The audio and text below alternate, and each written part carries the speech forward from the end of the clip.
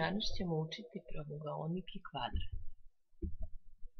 Ova figura se zove četvorugao jer ima 4 ugla. Kvadrat i pravougaonik su četvorugla. Pravougaonik.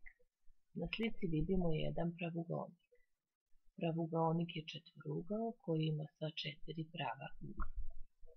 Ovaj pravougaonik se zove pravougaonik AB, CD. Tačke A, B, C i D su temena pravougaonika ABCD i kao što vidimo pravougaonik ima 4 temena. Tačke u kojima se sastaju stranice nazivaju se temena. Duži AB, BC, CD i DA su stranice ovog pravougaonika. Duži koji ograničavaju kvadrat ili pravougaonik nazivaju se stranice.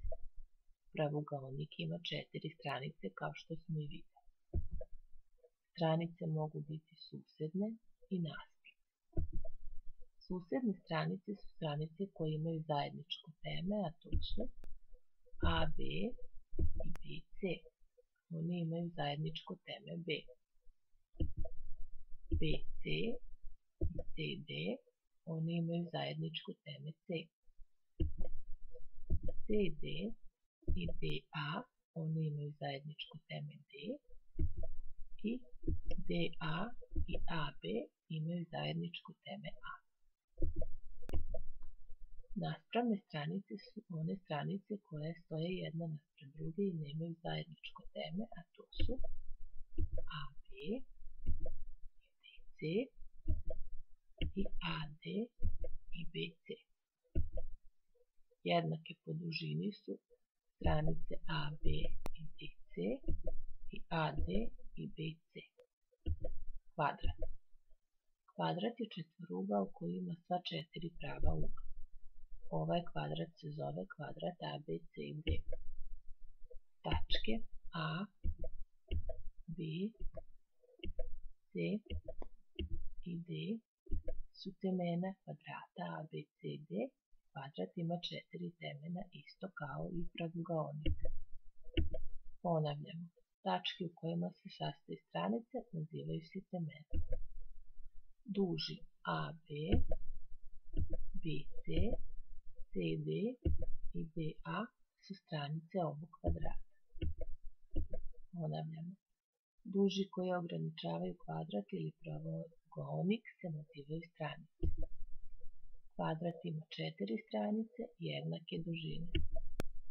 Stranice mogu biti susedne i naspramne kao što smo i naučili.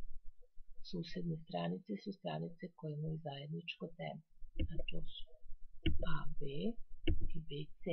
Njihovo zajedničko teme je B. BC i CD. Njihovo zajedničko teme je C. CD i DA. Njihovo zajedničko teme je D. DA i AB. Njihovo zajedničko teme je A. Naspravne stranice su one koje stoje jedan naspram druge i nemaju zajedničko teme, a to su AB i BC i ABC i AD. Nadam se da ste shvatili, ako niste vratite se na početak tutoriala i ponovo ga pogledajte.